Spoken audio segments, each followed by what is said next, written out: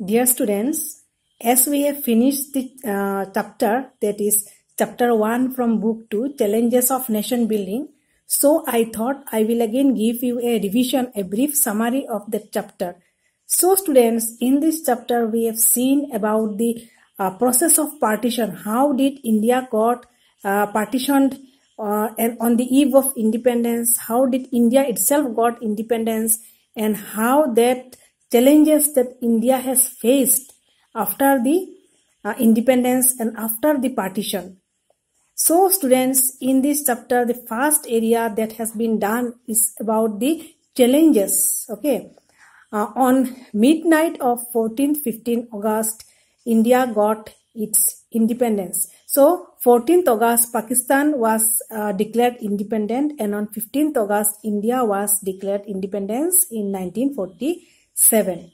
So the British government, when they have decided to quit India in the month of June 1947, they have made a document, and that is India Independence Act of 1947.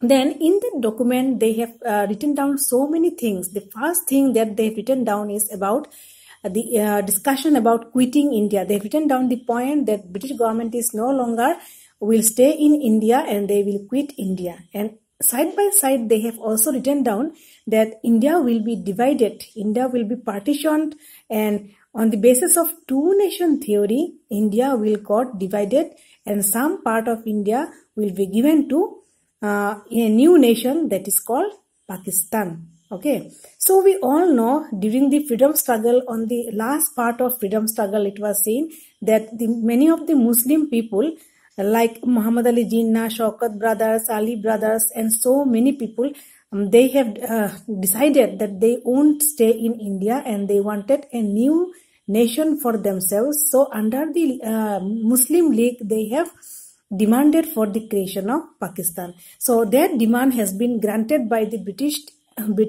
government, and in that document it was written down that India will also be partitioned. Okay, so after independence was declared, so it was like in the hand of the government of India, like how they will demarcate the area, they will demarcate the area of India and which part will go to Pakistan. So there were so many people, so many Muslim people living in every part of India. Okay, so they have found while demarcating that two parts were very much larger in area. One part is in Punjab, one part is in Bengal side. Okay, so from Punjab side, West Punjab was taken up, and from Bengal side, East Bengal was taken up. Then these two areas amalgamated with one area and made Pakistan, including Sindh, Balochistan. Okay, some part of that area has taken up. Northeast Frontier Agency, another part, western side, that was taken up, and making all these areas together, Pakistan was created. Okay. Now, the tough job was that in India, so many Muslim people were there who didn't wanted to go to Pakistan. Indian, some people, Muslims itself divided. Okay, some of the people, they wanted to go, mainly Urdu speaking people, they wanted to go to Pakistan area. Okay, so in the government has told them that people who were Hindu people, basically Hindu people who were on the western part, they should come and join up in the other part of India. They will come in the other part and they will make their home in the other part of India, and they have to leave western part.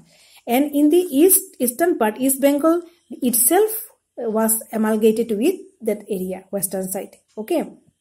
So the Muslim people, some of the Muslim people went to Pakistan, and many of the Muslim people, they remained in India. They wanted to stay in India and they stayed in India. Okay. So on the eve of that partition process, okay, it was very much difficult for the Indian government how to make that process smoothful. Okay, because suddenly the partition has been announced. Britishers has quitted India, and now the whole task of doing all these things was left to the Indian government. Now that time, while the Britishers left India, some of the officials still were there in India. So in that portion, what they have done, they have given 4 train.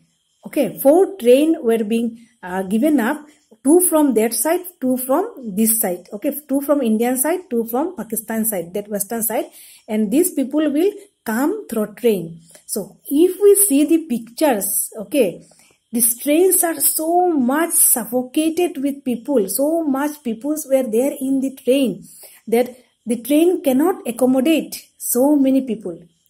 So many of the people left, okay, to go, like how to go now. Some of the people had that time bullock carts, they used their bullock carts, and some of the people, they didn't have anything, so they went by foot. So many refugee camps has been just established that time, and we came to know the word refugee that time, refugee camp. Okay, so by the roadside, so many refugee camps were being made, because people were going from that from this side to that side and coming from that side to this side. They didn't have home where they will stay, so going and coming, so many areas they have to cover up, and when they come to their main location where they will stay, so refugee camps has been made for them. So it was a great trauma, great suffering that Indian people has to go through. Indian people with their families, with their belongings, they went up and they could not go and they made the journey. It was so much difficult for them. On the eve of that partition, it was seen so many domestic kettles were left out in the roadside, because the people, Indian people, they could not take up their kettles, domestic kettles at that time, because they were just going by themselves, and it was difficult for them to take up the kettles with them also.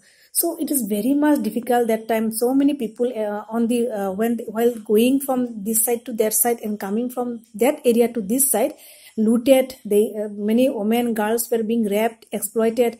So many things has been done that time. So it was a great trauma and suffering that people went through. India has seen the largest type of communal violence that time. Okay, so it was a very difficult type of process that happened that time.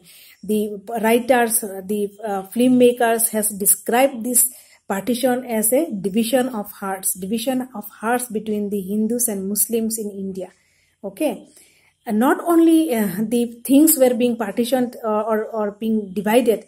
Okay, people were divided, because that time when Pakistan was created, so many offices were also being put up there. So while putting up the offices from Indian side, so many officers also being sent up there to work there temporarily. And then table, chairs, paper clips, official things were also being divided. So not only people, not only belongings, not only home being divided, but offices also being divided. Employees also went up there. So many things has been seen by India that time. Okay. So it was a great type of difficult journey that India went through that time, the process of partition. Now, in this chapter also we have covered up another area, that is challenges. What are the major 3 challenges that India has faced, Indian government faced after independence, after the partition? So one of the challenges to shape the nation. How to shape the nation? Because India that time was comprised of so many people. Okay, so many different caste, religion came up, like there were Hindu people, there were Muslim people, there were Sikhs, Buddhists, Parsis, Christians also came up. So it's very much difficult for them how to make these people compiled, or to make these people compact in one area, one location, one Indian government. And this journey became difficult, because India is still, after division also, it's seen that India is a big in size. Okay, there was a continental shape and size of that big area, and very much difficult for them to make it in a compact one. Okay, so to shape the nation is one of the great challenges that India has to go through. Okay, and to make all the people come and join up the Indian government and remain in India without violence, without any types of disturbance. This is first challenge. Second challenge is to bring up and set up the democratic pattern in India. how to establish, because India always believe in democracy. So how to bring up the democratic pattern in India is a second challenge before them. So how to do the election pattern, how to select the governmental system, and how to go for election voting and all these things. The whole of the democratic pattern, how to go with. To set up the representative democracy in India is another big challenge before the Indian government. Then the third challenge that India has faced is to ensure the well-being of the society or well-being of the people. Economically, they have to be uplifted. Because when the Britishers left India, so many people became jobless, so many things happened in India. Many people, when coming and going, they lost their job, they don't have anything at their hand, they don't have any work to do, they lost their homes, and to redevelop the economy also, because there was so many poverty, economic backwardness, it was seen, famine has been seen, so many things seen in India that time. So to rebuild the economic way, to ensure the well-being of the society became a great task for the Indian government. So these are the three main challenges that India has also went through.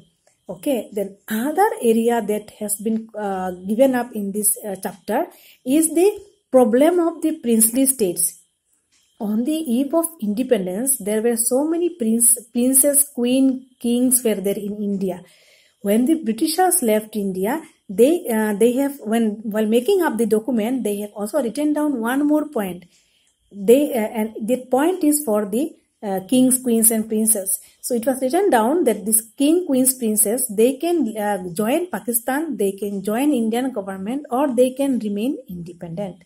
So many of the princes, queens, kings, their palace, they have joined up with the Indian government, because that time the interim Prime Minister Jawaharlal Nehru, he wanted to make the whole of the people, whole of the area, whole of the territory coming up and joining up compact one, that is Indian Union or Indian government.